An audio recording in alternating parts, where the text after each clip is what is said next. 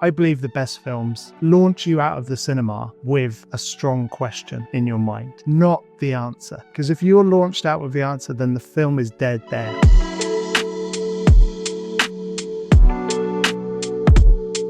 Tom Leach is a multi-award-winning filmmaker from the UK. You will notice his accent in a minute. He started his career in Fabrica, where we met actually when we were young. Fabrica, of course, for those who don't know, is a Benetton's famous creative institute in Italy. I would love to talk about the good old times about Fabrica.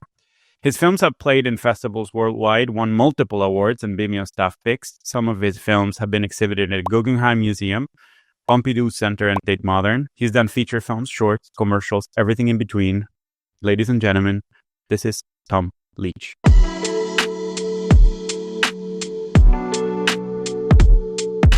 Hi, Tom.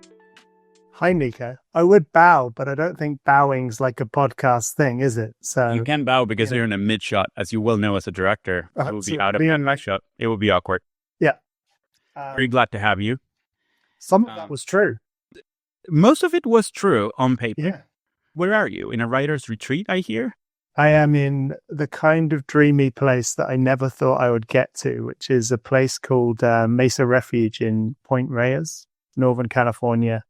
It's a writer's residency, and they have 3 writers come in, and everyone usually is here to write a book about something that might change the world. But somehow they let me in to write this film I'm working on. And it's so idyllic, and I feel like a grown up, and I feel like I've arrived. It doesn't mean anything, but it is incredibly beautiful. And the space to kind of commit time and write in a dedicated way is just an unbelievable treat. I would love to start there. First of all, it sounds like it's imbued with meaning as opposed as meaningless, as you described. But the first question is, how did you manage to get yourself in? How did you trick them into getting you in the program? I sent them your bio. No, I am working on a documentary that is does hit some of the themes that they're interested in. And I really felt like I needed a space to go and write that was motivated in time and motivated in place, and was this concentrated attack on writing this film. And so I applied to a lot of these residencies, and some of them are just impractically long, like 3 months. I don't know how you go and spend 3 months somewhere. And somewhere in less appealing places. This was an 1.5-hour flight from Los Angeles. It's 2 weeks, or a short 2 weeks. It's 12 days even. And there's not loads of other people. There's only 3 of you. And they accepted the project. But I had kind of blanket applied to as many places I could think of that might fit. And what are the benefits of applying to a program like this, in your opinion? I think there's the motivating factor of, if you get accepted somewhere, somebody said, your project is good and valuable, spend time on it, and here is that time to spend on it. That's a great thing. I've always found throughout my work, if somebody else says, that's good, you should do more of that, and we want to hear more, that's very motivating. It sounds like it's almost like a perfect excuse to dedicate your time, because it would be so silly to make it into an airplane and going into a completely new environment to come back with nothing. So it almost forces you out of that blank page, right? Completely. I think there's also a feeling that you have a contract with yourself, with your loved ones, with the world at large, that you've said, I'm going to make this project.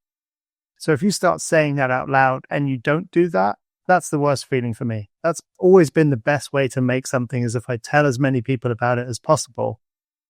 Next time I see them, I better have done something about it, because I can't handle that feeling. But I think from all my friends, you are a completionist. You're one of the few people that puts their money where their mouth is. You really go and finish everything you start.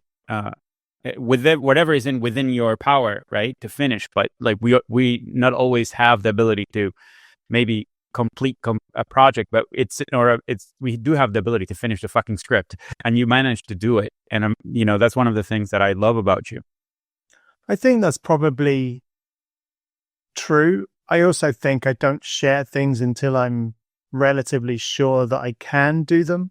Like I've always admired in some way people who are so charismatic and enthusiastic about a project that they haven't really thought it through, or they don't know how to make it. But there's a passion and a kind of excitement that I totally get sold in. I'm the other way around. I will let something seep through and settle in and kind of find its way. And once it's been burning there for a little while, then I will tell people. And then, yeah, absolutely. I will do anything I can to finish that, because the dread of it not being finished is horrible.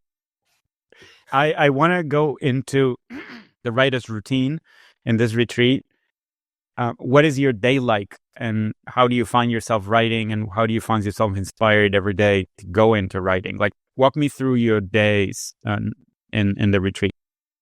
Yeah, it's been interesting because I've never dedicated this much consistent time to writing anything. And there's nothing else to do other than go out and walk in nature, which is beautiful, but there's no distractions. I have no family around. I'm not even watching movies, which is rare for me to not watch one almost every day. I get up at 7 and I spend 2 hours writing by hand. I have a little writing shed, which you can see me in here. I know if I bring my computer in here, there's a good chance I'll never write again. You know, there is a lot of internet out there that I still haven't seen. So I started by handwriting. So at least I set like a couple of hours of index cards, notes to myself, motivations, a plan for the day, because I've always found that if I set myself a mini achievable plan, even for the next 20 minutes, it's something easier to achieve. Because writing a film is so big. And I think the mistake so many people made, and I made it all the time, was, all right, I'm going to sit down and write a film. You're not. At best, you're going to sit down and write a bad scene. You know? And after you've done that 100 times, well, then you've kind of got some scenes and then you can make them better. And it's like, the more I need it to be achievable and actionable and something I can chip off bit by bit, the less I feel like a failure, which I feel is half the battle in writing. I want to go back to the idea of strategies to write. Do you think that you are an outliner, a person who needs everything laid out before you start writing, or you just go and attack the script directly? I'm somewhere in the middle. I'm a scrapbooker, I think. I do like handwriting because I feel like the process of getting it out of my brain onto a pen forces it to make sense, but not in a way where it becomes official in a document or anything. It can be half a sentence and I handwrite. I need a kind of momentum, a stockpile of ideas that are reworked, reordered. And once I have enough of those, then there's a momentum to start typing them out. And then that can start taking form. But I don't follow very many rigid rules of, okay, here's the one page, here's the outline. Those to me are literal tools to get some money to do another thing, or to get someone interested to give you validation to do the next thing. But not part of your artistic process. It doesn't feel organic to your process. No, I'd rather have a notebook full of ideas that gets worked up and typed up daily. I use the Notes app a lot for that process, for kind of, maybe I'll handwrite for a morning, dictate to myself what I've handwritten straight into Notes, then reorder that. And it builds like that. Don't you find sometimes you get lost in all the notes and ideas that you collected for a project before you start writing? Yes. Yes, is the short answer. I mean, yeah, I also find I get lost, but conversely, I also find I get lost if I open up a document like whatever screenwriting app you use or whatever text document you want to start building in. Scrolling up and down the page is also a way to get lost. When I'm redrafting something, I do find myself struggling with my thought getting fractured because I'm looking at page 1, then page 13, and then it's here and there. it's not visual, so I can't see the whole thing. And so, yeah, you're right. There's so many ideas and they come in and you get drowned in ideas and drowned in bits of references or a snippet of dialogue you might lose. But then in that iteration of writing them again, typing them up, adding them into a document, they kind of take through various stages and only the good ones survive. Or not even objectively good. The ones I like survive. And sometimes, I mean, at least I feel that the ideas that I had captured a feeling or a sensation that when I put them in the context of the project, it gets lost. That magic feeling that I had that I trying to articulate, it's almost a sense of a poetic meaning that it's so mundane when you bring the project to life. In a way, I feel sometimes bringing ideas from the ether to the page or to whatever reality we can make them lose their magic. It's just so hard to capture that feeling. How do you deal with that translation from your fantasies and your ideas and your kind of internal processes into what ends up being the reality of the project? I mean, that's a multi-layered question there. That's a good one. That's how I roll, baby. That's the creative process. I mean, I think it's similar to dreams, right? If you get up and you try and explain the dream you just had, it doesn't make sense because there are gaps in wonder and imagination that making it real can't ever live up to. And there's a bit of a creative process in that when you're trying to write something down with words, you are trying to kind of articulate a feeling, which words and feelings aren't the same things. And that's really hard. And not only that, you've then got to retranslate it back into that feeling to other people, right? So that to me is the craft. But I think to me, I scribble that down any way I can as a reminder of that feeling and know that at some point I'll have to deal with that bit to almost try and convey that. Almost having a North Star that you can come back to. Definitely. A guiding principle. I think, yeah, those notes on themes and guiding principles are probably the best rule you can take from screenwriting books or screenwriting advice, because it's something to follow, something to refer to, something that reminds you what you wanted to say, what you fell in love with. It's a motivating factor as well. I love Coppola's notebook about writing The Godfather. And he boils it down to a word, like The Godfather is about succession, because anytime you're lost making a movie, you remember it's about that word. And I think you can do that for every scene and every feeling that you're trying to convey. And then that becomes something that's a little bit more manageable and a little bit easier to not get lost in all those ideas and all those pages. Would you say that that applies to a fiction project as well as a non-fiction project, like a documentary? Yeah, I think it applies to everything. I even think it applies to non-fiction literature and literary non-fiction. I think it applies to the best podcasts, the best exhibition of art, because if it's really something that the artist or the person making it is trying to communicate and say, it's come from that feeling and it's followed a North Star. And that is your doorway in as an audience. And that is where you really get captivated by stuff. Because a book that can meander and be about all kinds of ideas, but has this solid North Star, is one that you'll love. Whereas a book that meanders and has lots of ideas, but doesn't necessarily congeal to that point. And I don't mean in terms of narrative, I mean in terms of like that feeling you're describing. That I would say is true for all the best works that I enjoy.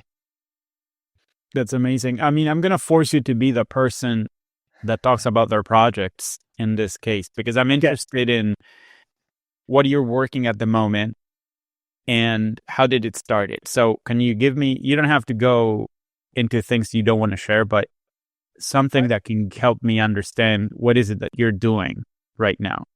I have tipped over into full transparency about every project along the way. Maybe not in the bits I don't understand myself, but certainly about, like, the one thing I have is this project in my brain to be able to share. So I'm making a film about people who listen to birds to try and decode their language. And Is this a documentary or is it fiction? It's a documentary, but it has lots of mythology and kind of not fictional filmmaking styles in it, let's say. And it's about these people trying to decipher bird language. But that's really about curiosity and empathy. And to me, I've boiled down to this idea that if we can make films about values, we actually believe it. Given that it's so fucking hard to make a film, it's so hard to make films. It's so hard to get. And we spend so much time in those projects, right? That they fail. They hit an audience, they still failed, or they fail along the way. But if you can fall back on, you go, you know what? I spent 4 years trying to make that film and it didn't happen. But it was about two things I believed in.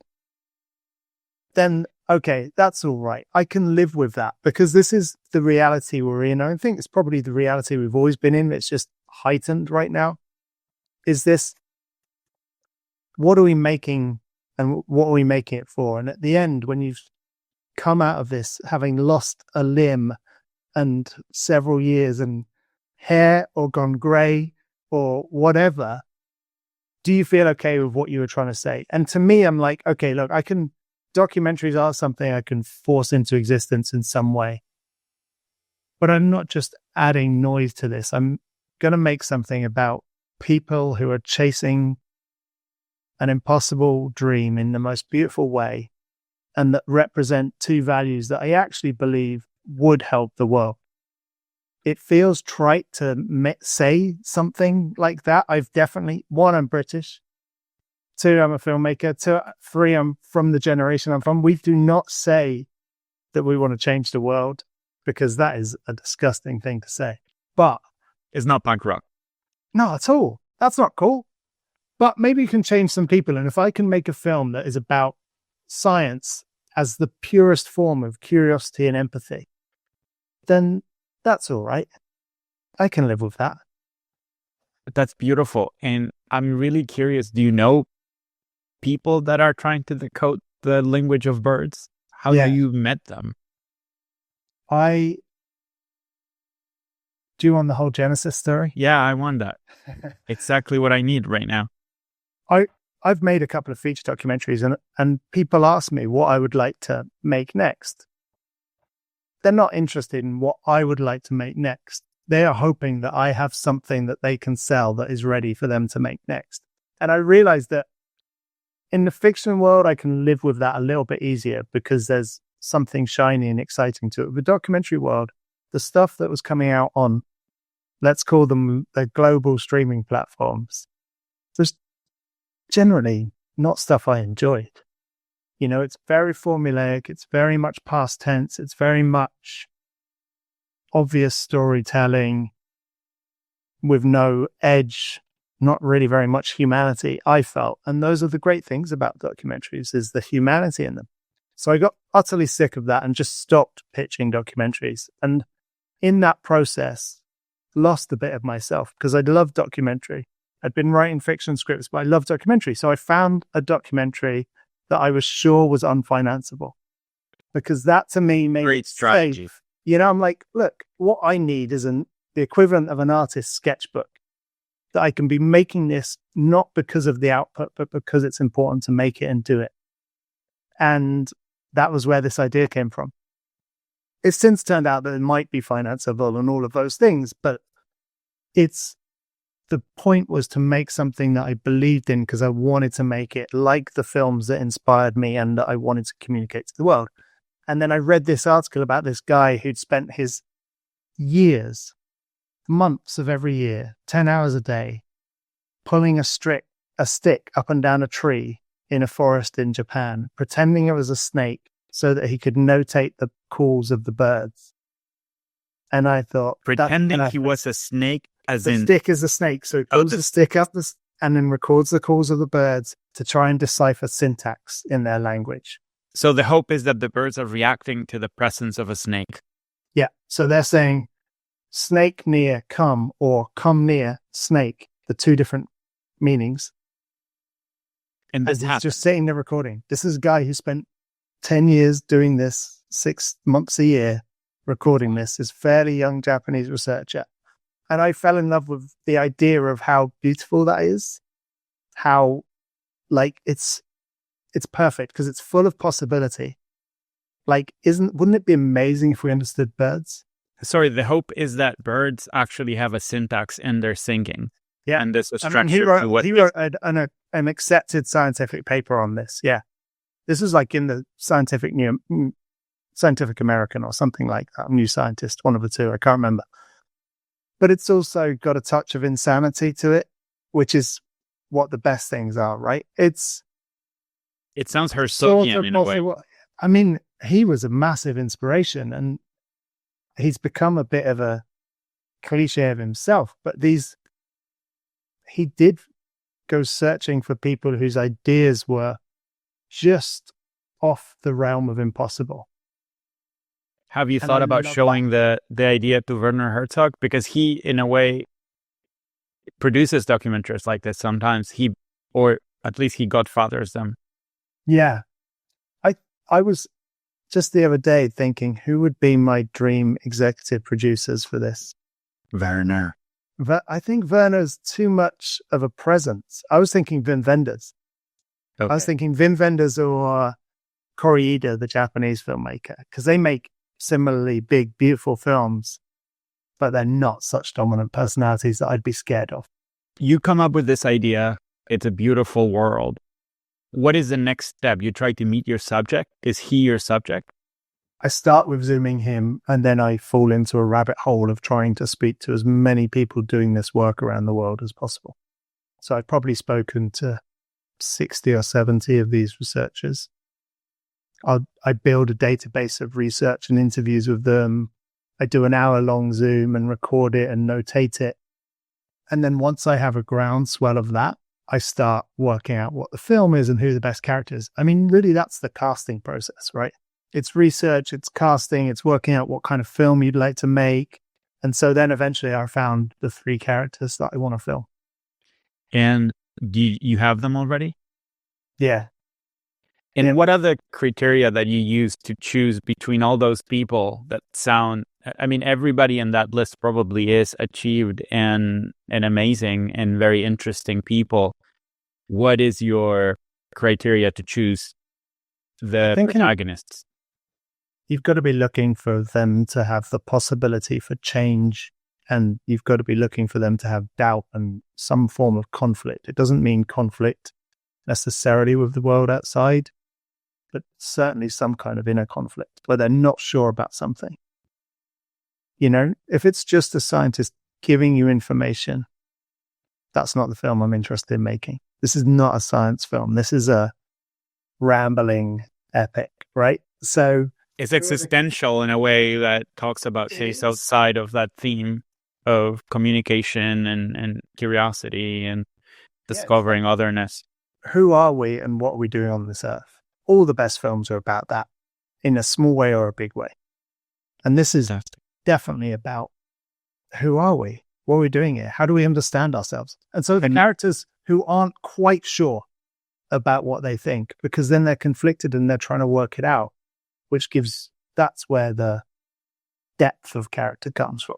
What did you find as a common thread across all these people that spend so many hours by themselves in isolated environments? I understand, looking for something that sometimes is completely outside of normal social norm or conversation, right? That commitment. What is the common thread among all of them? Is there any common traits?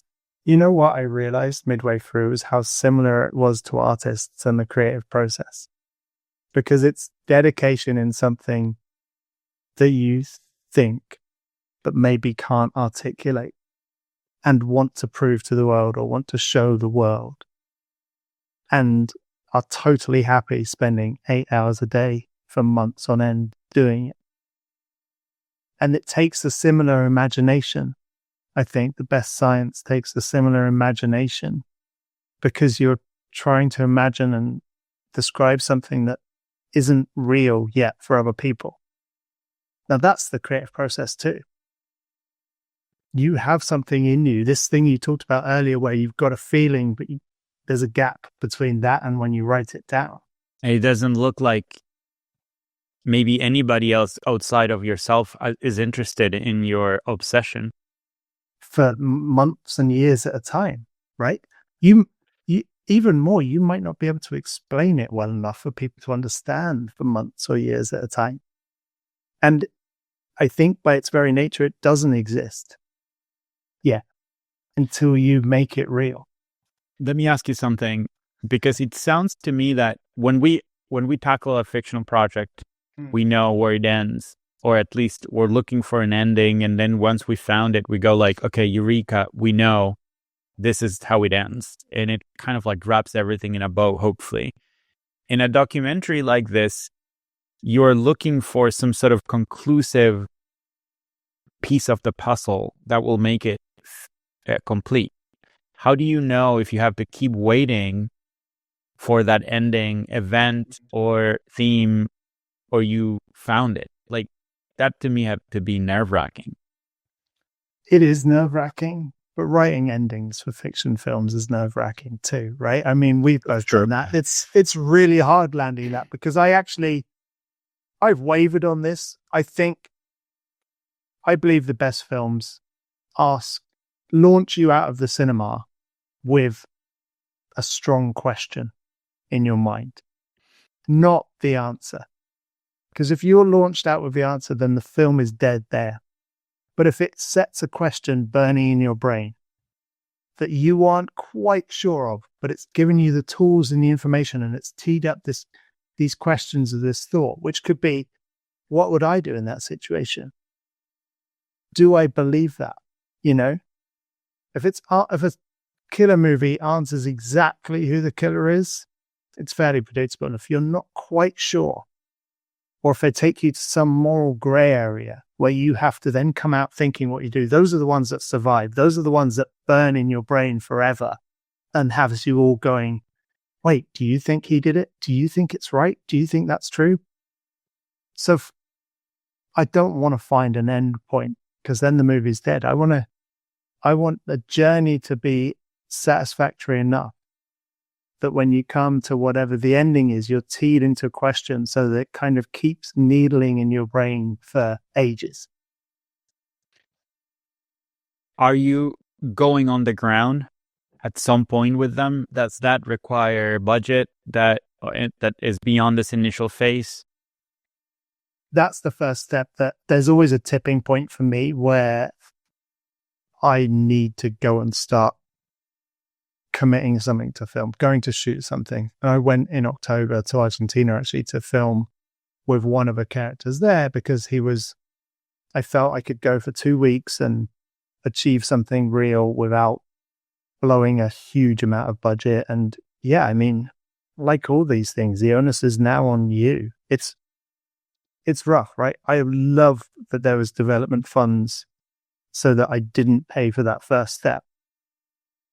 But there's also a balance. Do you want to wait for 3 years on the hope that you might get 10K? Or do you want to work and earn 10K and spend it and be 3 years ahead of where you would be?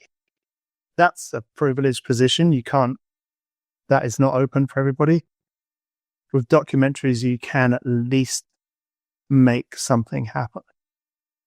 Yeah, it sounds like documentaries give you the opportunity to get some stuff without the complete impossibility of executing, because of course fiction would take 10 grand every minute.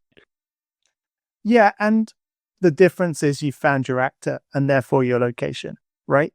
So whenever I'm thinking, I should just start shooting one of these fiction films I've written, you need an actor that's good enough, and you need locations, and they are the hardest things. If you've got both of those things, you should just shoot it on your phone. You should just go and, if you've got those two things in place, go and shoot something, because if you've got a great actor and a great location, I'll watch something on an iPhone. I don't care. It sounds like for documentaries that they are perfect for that, because they, of course, everybody is unfolding in their own reality, and you can just be there with them. you've got an art-directed world that exists. You've got a character who is there, and then it's up to you on how you tell that story. But at least you have two solid things. I can fly alone, meet a crew locally, and shoot a small bit of a documentary, and it won't cost loads. I want to go full circle just to start closing. I want to go full circle into the writing process of a documentary, because of course, for anybody who's written fiction, that makes sense, right? You start what you're saying before, either you outline or you just start, but basically you're describing the events of the story and the way you imagine them. Now, how does it look when you're writing a documentary like you're writing right now? It's a little bit where do you start? What is it that you do? Yeah, it's a good question. I've never really done it like this before, so this is entirely hypothetical until this week. But I loads of research, so you know the character well enough, and then beating out arcs that you want the characters to go through. So what does that mean? Well, that might mean an imaginary scene. Okay, I know I need something of this character at home with their hobby. I don't know what their hobby is yet, so I need to email them and ask them, what do you love to do in your free time? But I know I can create that scene, and I want to reveal their obsession with detail. So whatever you can imagine for that. So it's really like, I'm treating this like a 30-page outline for a fiction film, you know? Some of the scenes are, okay, I know I need a kind of long, dark night of the soul for one of these characters. I don't quite know where that's going to come yet, so I might not have a location for it, but I know emotionally I need something there. It will come when I'm happening, and this is partly a roadmap for me. Like, okay, be aware when this scene happening, you need this. Or keep digging until you find this scene.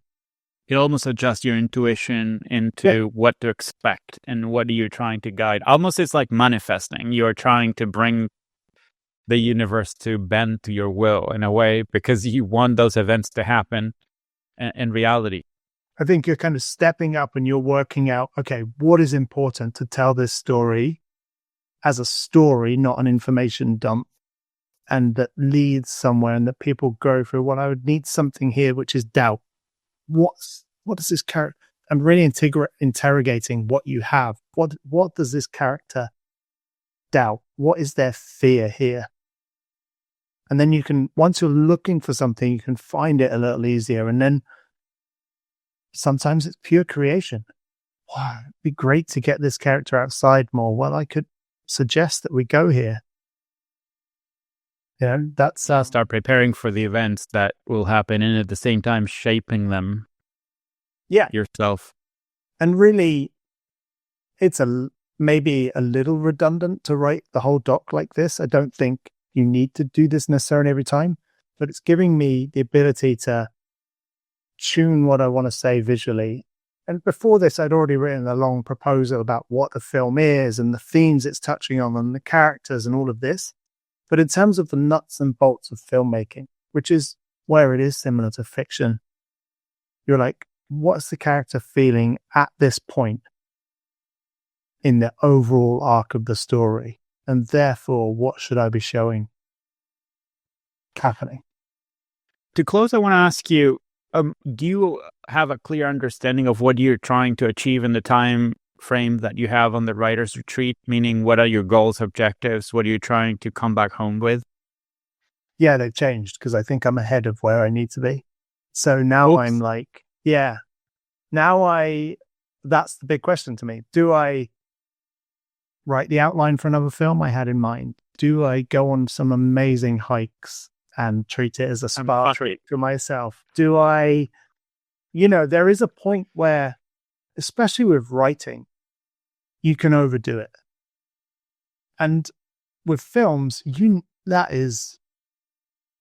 can be critical because you should get it ready. But the amount of iterations you're going to go through with this, the amount where any finished draft is only a step in a process, and the amount that it is going to die a slow death every time. So do you have the energy for that? So should you, if you feel it's good and you want to share, get some responses if other people want.